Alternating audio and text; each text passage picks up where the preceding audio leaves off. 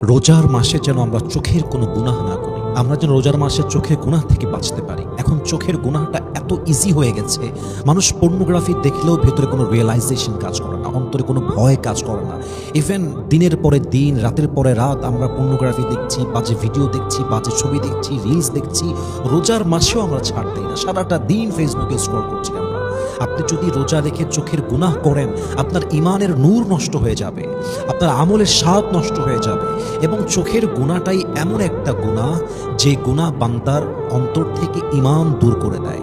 চোখের গুনাহ এমন একটা গুনাহ যে গুনাহটা বান্দার নামাজের স্বাদ দূর করে দেয়, রোজার স্বাদ দূর করে দেয়। বান্দার সঙ্গে আল্লাহর যে সম্পর্কটা, চোখের গুনাহ করতে থাকলে সম্পর্কের মাঝে বিশাল বড় একটা দূরত্ব তৈরি হয়ে যায়। আজকে হাজারো যুবক, হাজারো নারী চোখের গুনায় আসক্ত, সারাটা দিন আসক্ত। আমরা সারাটা দিন ফেসবুক দেখি, রিলস দেখি, টিকটক দেখি, ইনস্টাগ্রাম দেখি, আমরা চাইলেও তো বাঁচতে পারি না। তাহলে আমাদের উচিত কি হবে? রমাজান মাস এসেছে, এটা আমাদের গুনাহ থেকে বাঁচার মাস। রমাজানের আসল উদ্দেশ্য হচ্ছে আপনার আত্মশুদ্ধি করা, চরিত্রকে ভালো করা, গুনাহ থেকে বাঁচা, অন্যায় থেকে বাঁচা। আপনি যদি রোজার মাসে রোজা রেখে চোখের গুনাহ করেন, পর্নোগ্রাফি দেখেন, সিনেমা দেখেন, তাহলে আপনার এই রোজার দাম কোথায়? আপনার জন্য না খাওয়ার মানে কোথায়? এটার মূল্য কোথায়?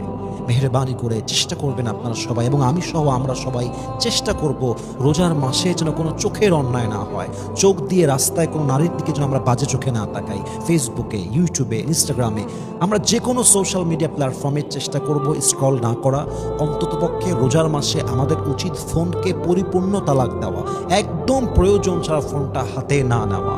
আপনি যদি চোখের গুনাহ করতে থাকেন, পর্নোগ্রাফি দেখতে থাকেন, চোখ দিয়ে বাজে জিনিস দেখতেই থাকেন, আপনার ঈমানের স্বাদ নষ্ট হয়ে যাবে, রোজার স্বাদ নষ্ট হয়ে যাবে, রোজার সওয়াব নষ্ট হয়ে যাবে। এই জন্য আমি সবাইকে বিনীত আবদার রাখবো, মেহেরবানি করে সোশ্যাল মিডিয়ায় স্ক্রল করা বন্ধ করেন, টিকটক স্ক্রল করা বন্ধ করেন। যদি আপনি পর্নোগ্রাফির নেশায় আসক্ত হন, রমাজান মাসটা হচ্ছে সবচেয়ে টার্নিং পয়েন্ট আপনার এই অভ্যেস থেকে ফিরে আসার জন্য। আল্লাহ রাব্বুল ইজ্জাত ওয়াল জালাল যেন আমাদের সবাইকে রমাজান মাসে চোখের গুনাহ থেকে বেঁচে থাকার তৌফিক দান করে।